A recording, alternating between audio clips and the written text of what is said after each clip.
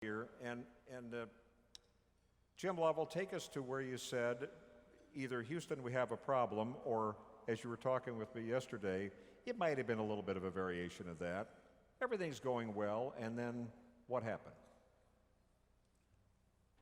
I was coming down from the Lunar module into the command module when suddenly I heard that big hiss bang, and everything rocked back and forth. Lights came on, jets were firing, noise all over.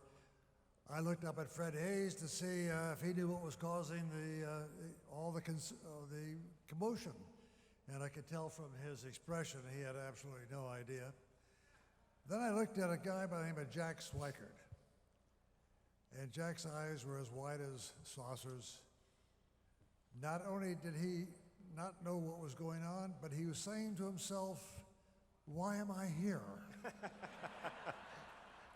And let me talk a little bit about Jack, because Jack, Ken Manley was supposed to be there, and just 4 days before we were to take off, we discovered that Ken might come down with the measles, and Jack took his place. Now, if you've seen the movie Apollo 13, you might think that Jack was not really prepared for that flight. It looked like he had to earn his wings every day. But that was wrong. Jack was a very competent astronaut. And if we had to pick a substitute for Ken Manley, Jack was the man to take. As a matter of fact, he helped design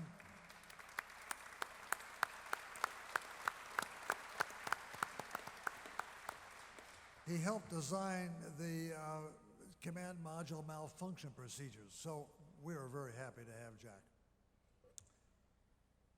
And as many of you know, that Jack Swikert, in 1982, was elected to Congress, but he passed away from cancer before he could take that seat. You fly through Denver, you'll see a statue in his memory there. He was the first moon voyager to pass away. That oxygen tank, and we have the dented one out here somewhere in the museum, that was the culprit.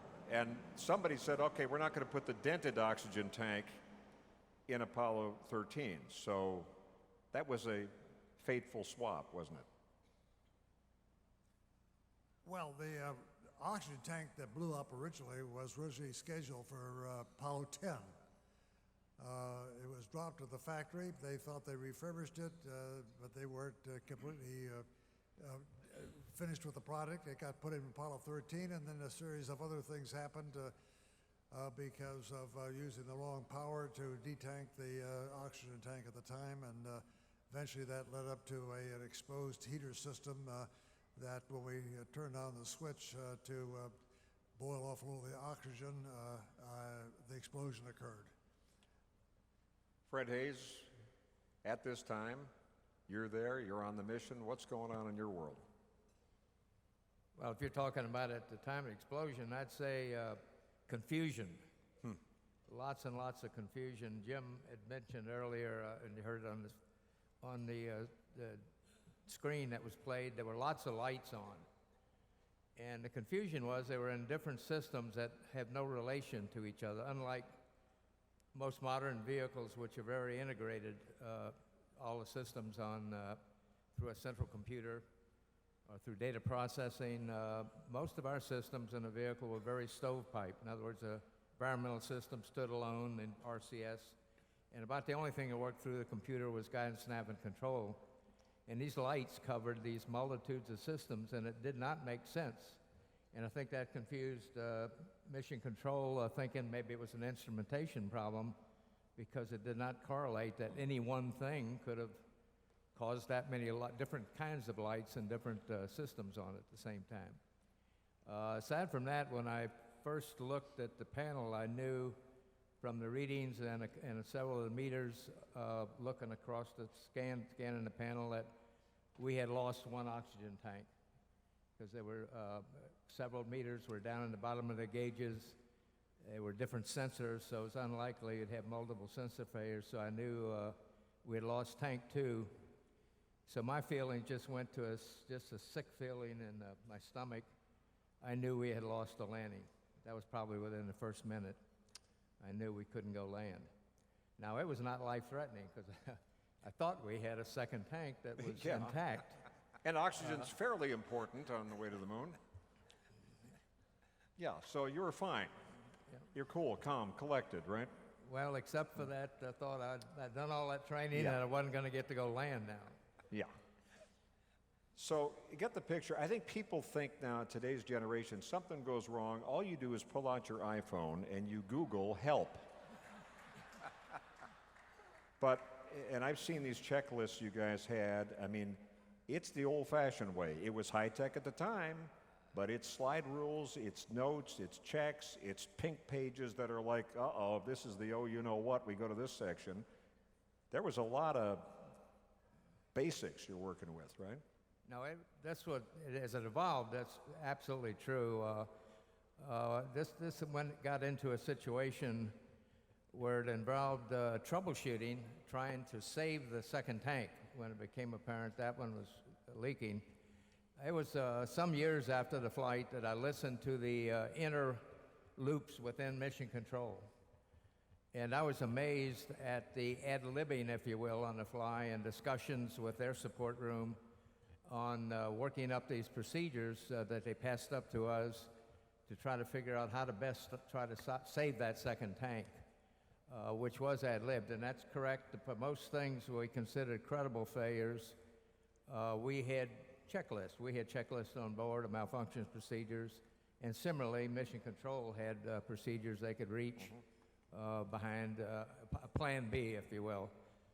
We were in territory, though, where there was no Plan B, so a lot of things had to be ad-libbed in that period of time.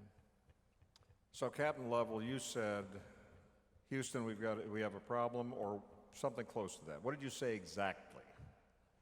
I know what the movie says, but... That's been the most controversial piece of information that I've ever heard of. Everybody has a different idea. The official, and that's what we'll call official, is Houston, we've had a problem. Now, Schweikert was the first person to say that.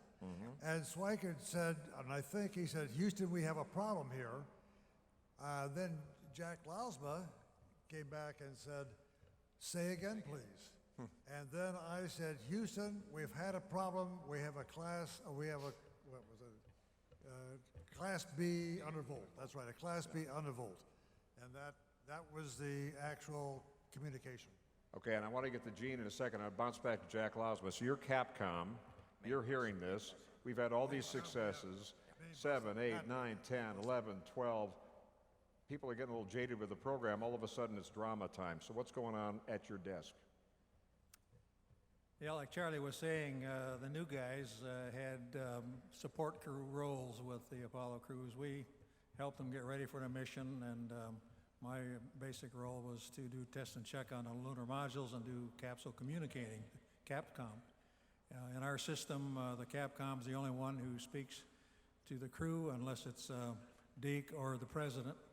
And everybody can listen, but only one person speaks. And so capsule communicating was my job on that. We had 3 capsule communicators, though, so everybody has a share of the wealth.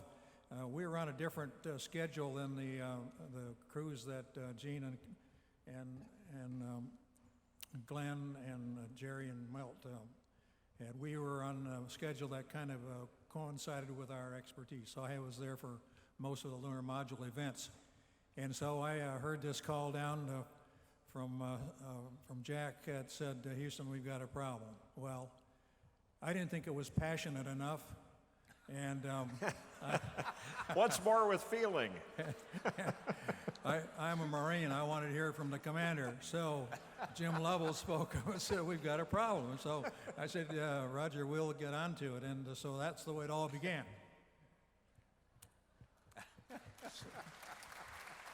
So now, at this point, Gene Kranz is flight director at the moment of the explosion and the hours after, and this is where all the drama starts going. You got all these people and all these astronauts, everybody coming in trying to figure out what to do. And no, Gene did not say, wait a minute, I got to go make sure the crew cut's right and get a really good vest on from Marta's vest collection. It's what he wore, it's how he was. What was going on with you, Gene, when that happened? When we got the call down from the spacecraft, we basically got responsibilities. They had a master alarm, they had main bus undervolt, et cetera. And I didn't think too much of this at this time because basically we had had two electrical glitches earlier in that particular shift, one associated with the high gain antenna and another one associated with the instrumentation. So I thought, gee, this is just another glitch. We'll work this after we get the crew to sleep. And this went on for probably about 60 to 90 seconds. And then I got a call from Buck Willoughby, the GNC, and he says, he says they reported pretty good bang associated with this. So then it was the process of downmoding. We're going to solve this problem easy to, hey, tread lightly lest you step on a bunch of dew. And this lasted for about another 10 minutes. In the meantime, Jack is calling up there and saying, have we got anything to help these guys right on down the line? Well, I got part of my team working. I got Gary Scott, my comm guy, continuing to switch antennas so that we can keep talking to these guys as the spacecraft is moving around. I got Buck Willoughby, my GNC, basically providing the information to basically power up the doggone some of the valves that he closed on the service module. So basically we had attitude control, but also we knew we had some significant problems associated with the electrical system. So then about 12 minutes into this episode, Jim indicates that he sees something vetting out there. So now downmoded from an easy problem, tread lightly, all of a sudden it's survival mode. So at about this time, it was time to really kick this team into survival mode. I think my statement at that time was, okay, you guys, quit your guessing. Let's start working this problem. Electrical bus, I think it was B, is still good. Don't do anything to screw it up. The lunar module attached, we're going to use that as a lifeboat. Now get some more backup people in here and get me communications. But throughout this entire period of time, it was really amazing to see the various elements of the team continue to do the work. Meanwhile, Glenn had gone down, this was about 20 minutes into this problem, he'd gone down to the trench, the trajectory guys, and he knew that we'd be terminating the mission in some fashion, so he had them crank out. I had about 5 return to Earth options. I think 3 were around the moon and 2 were basically coming around the front side of the moon, what we call direct abort. So it was really amazing to see this team start to come together. It took us about 15 minutes to really get our act together on the ground where we could really start supporting the crew from a standpoint of critical functions. We started reworking as a team. But it was a pretty tough 15 minutes. I'm going to get to Glenn Lundy coming in and really, again, this just piled on moment to moment, hour by hour. Cy Liebergott as ECOM, moment of explosion. I mean, you're on the line because of the whole consumables issue, the environmental issues. What's happening with you? Everything happened to me. What are you talking about? Okay, what didn't happen with you, Cy? I remember at one point, Kranz asked me, Cy, what do we got on the spacecraft that's good? Yeah. And of course, I shrunk up into my little shell. Now, it was the last hour of our 8-hour shift.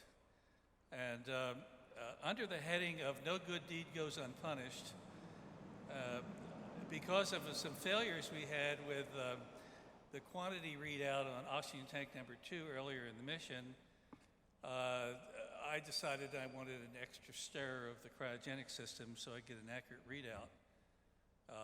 And then the tank blew up. I didn't have to ask for that data, those data, but I did because good engineers want data. Mm-hmm. So the last hour of my shift became the longest hour, and Gene was trying to tell you in minutes what was going on, but we really didn't. There's an old saying that denial is not just a river in Egypt. Mm-hmm. We were guilty of that. About 20 minutes, Gene is asking me, well, let's see, we got fuel for the rockets, and we got oxygen, we got some water, so let's not blow this mission. We're done. And it took a while to sort out because tanks don't fail. They have 100% reliability. But because of a long string of a chain of events, it took 8 years to make this bomb. And finally, a ill-advised, ill-conducted oxygen tank detanking procedure on the pad that subjected that oxygen tank number 2 to 1,000 degrees Fahrenheit for 10 hours, and then they decided to do it twice. And when you saw the post-mission testing that duplicated the failure, the wiring inside that tank was toast. I mean, it was just waiting for a little spark. And it turns out that the best time for that failure to occur was when it did, because we hadn't used any of the lunar module supplies yet. You know, if it had occurred after they had undocked and they started using the side, they'd been dead, because we ended the mission with about 10 hours of cooling water and 10 hours of battery power left in the lunar module. There was no room for error. And so it couldn't occur at a better time. So I edit that. It was my lucky stir, because it couldn't have occurred at a better time. We really got lucky on that one. So Glenn Lunny, you come in here, and of course Jerry Griffin is there. We're going to have Jerry in the upcoming panel, but in the interest of this, and then we're going to kind of cap this panel where Captain Lovell has a short video that he's actually going to almost do like live play-by-play for you on this, which will cover some of this.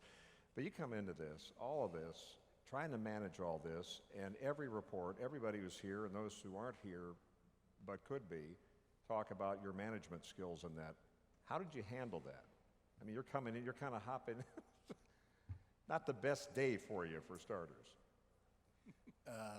We always kidded each other about what we handed over to each other. Yeah, I'm clocking out now. See ya. It was an interesting time, because the first hour when Gene's team was on, we were chasing red lights and trying to figure out what was going on and how best to conserve what we had left. As we moved into the shift that I was on, my thoughts turned to, okay, we're going to chase all this stuff, but we got to figure out how to get home. There was a couple of waves of emotion. The first wave of emotion was turn the ship around. And Gene described how we went through the math of not being able to do that. So we canceled that. And It wasn't decided- like making a U-turn here somewhere on a right. surface street. Not quite that easy. And later we had another emotional wave having to do with shut down the power, shut down all the LEM power and save it. And at first that seemed like the right thing to do, and I came on the console thinking that we might be doing that pretty quickly. However, I also then started to think about, okay, with all this venting, how are we going to get a platform alignment in the lunar module? And the answer was we probably wouldn't be able to get one. And Tom Stafford knelt down beside me and said, Glenn, you better save the alignment and get it over in the lunar module. Because we're going to need it to do the burns later.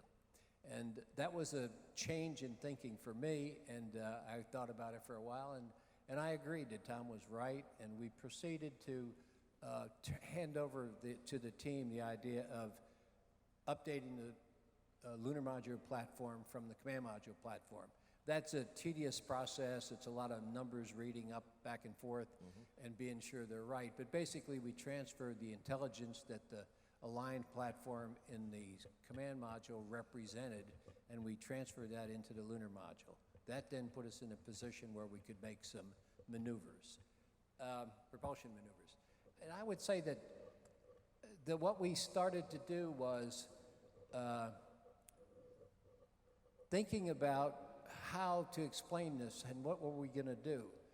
We decided that there was just a fog around the decisions that we had to make, and it wasn't very clear.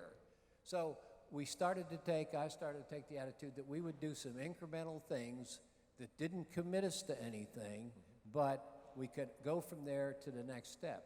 So getting the platform aligned in the lunar module was a big first step in that direction. Again, it took a small amount of power, it took a small amount of time, but it preserved something that we might very much need later on. So I did not want to be in a position of foreclosing options, like not aligning the lunar module IMU, and take what we had. So it was kind of a bird in the hand. We didn't have to keep the power up very long if we didn't want to, but the more we got into it, the more it felt like that was the right thing to do. Relative to the consumables, the lunar module is built to supply about 2 days' worth of power, pretty well powered up on the lunar surface. We were dealing with 4 days to go rather than 2 days. And my sense was that this team could manage to figure out how to cut the power in half that we would need, and indeed they did, and did better than that on the way home. So we then proceeded down to decide to use the alignment that we had and the propulsion that we had in the lunar module, and we created a mid-course maneuver that basically returned us to a free return condition, which means the spacecraft was coming back to the entry corridor that we wanted back at the Earth. So we did that, and we were convinced that the platform was fine, the propulsion was fine, so we had a way to accelerate the mission when we had a chance to get around the other side of the moon. And when we did plan to accelerate it by burning the descent engines about 850 feet per second to accelerate the return, we took about 12 hours off the return time. And that was successful. And then we turned to polishing up the burns that we'd have to do, the power down that we would have to perform, and so on. And that took really the rest of the shift. We continued to refine it, but that simple process of taking what we had, looking through the fog, taking the next step, especially if it didn't cost very much. So we never really got ourselves out on a limb in that regard, and we were able to make some considerable advances. I'd like to tell you, in addition to that, one story about Apollo 13 that maybe people have not heard, among others, I suppose. At the end of my shift, we dealt with all of the options for coming home. There were 5 of them, and we had a plan for which one we wanted to use. Jerry Griffin and I went down to talk to the management team. By this time, it was morning, and everybody that had stars on their shoulder in NASA showed up to watch what was going on and perhaps have an opinion. So Jerry and I went to this briefing to the administrator downstairs in another viewing room with a whole crowd of brass in the room. All the NASA management was there. And Jerry and I went in there thinking, boy, this is going to be a struggle. You know, NASA has a habit of redoing things and querying you and being sure that you're on the right track. At any rate, this room was full of people, and Dr. Payne, new administrator of NASA, was the leader in the room. So I explained what happened the night before, what we did about it, and what our options were for coming back. And I was getting ready for an onslaught of questions, and there was one from Deke, which I answered. And then before the question started, Dr. Payne stood up and said, "Well, Glenn, thank you for that report. I think I followed what went on there, and I only have one question for you." And his question was, "What can we do to help you men?" That's all he asked. What can we do to help you men? And that's the way the management system in Apollo was working at the time. There was a lot of trust in the system. They gave us complete trust, as a matter of fact. It was a moving moment for me. And at the time, I answered kind of quickly in the moment that we would let him know if we could think of anything that we needed. But really, he was saying, "I trust you guys. You go ahead and do what you have to do." And that's what we did. Well, thank God they did and you did.